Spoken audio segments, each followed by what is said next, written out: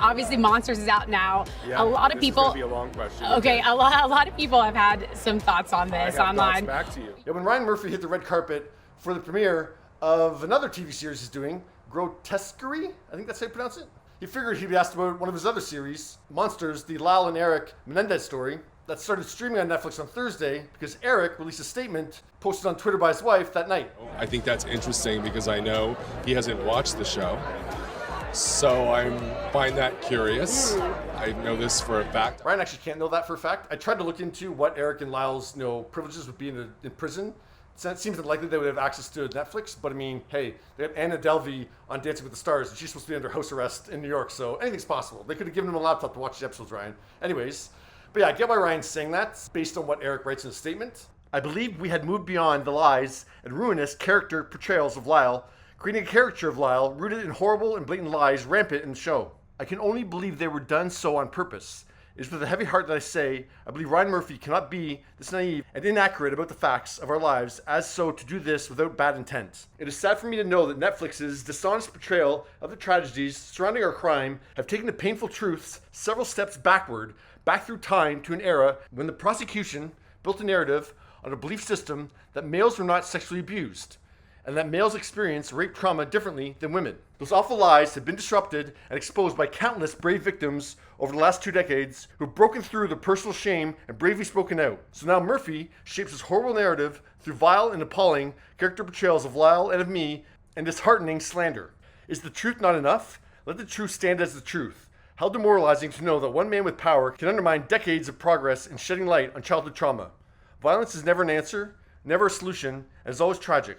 As such, I hope it is never forgotten that violence against a child creates 100 horrendous and silent crime scenes darkly shadowed behind glitter and glamour and rarely exposed until tragedy penetrates everyone involved. To all those who have reached out and supported me, thank you from the bottom of my heart.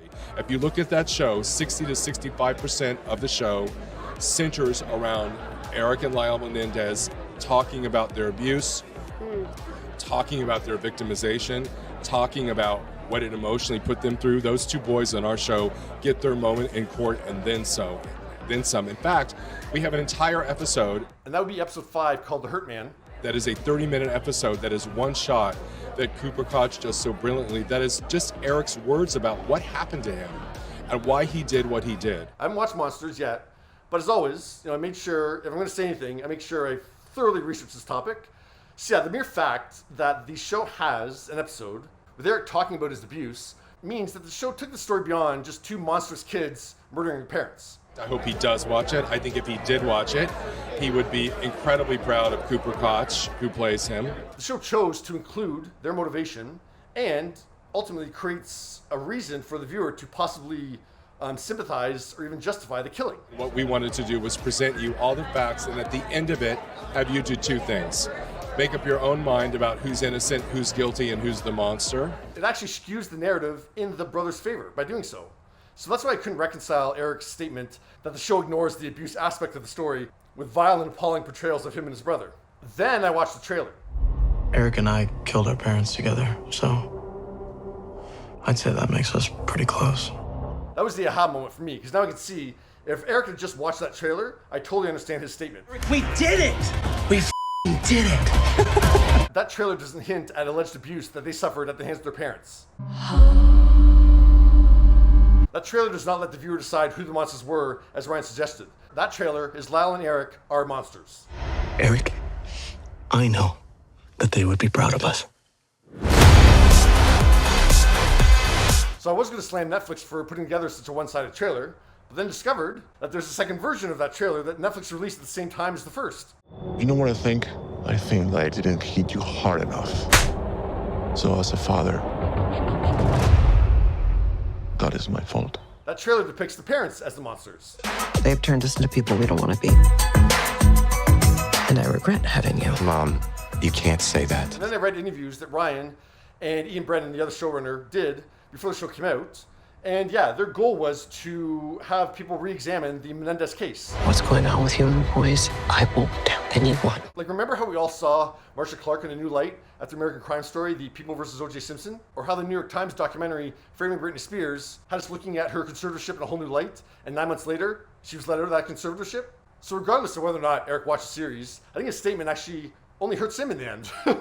He's saying don't take the show seriously. It's not the truth. Turns out that show presents him and his brother in a sympathetic light. I'd also have a conversation about something that's never talked about in our culture, which is male sexual abuse, which we do responsibly. Eric might have squashed any chance of his case being re-examined because of the series. It's like the ultimate lesson, and don't judge a book by its cover, like don't judge a TV show by its trailer. I could have been a movie star like Kim Novak. And you're what I got?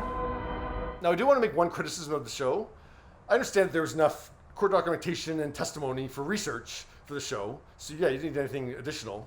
But to have an entire episode that has Eric talking in prison about the abuse he suffered at the hands of his father, and his brother suffered at the hands of his father, why wouldn't you have a meeting with Eric in prison to tell you about the abuse he suffered at the hands of his father? Like, I mean, you're presenting his words as fact in the episode, so why not have the words come directly out of Eric's mouth instead of Ian writing a script? Odd. Yeah, what are your thoughts? I'm used to this. I think, I write about provocative things and controversial things, and my motto is never complain and never explain. Wow. That's what I think. Wow.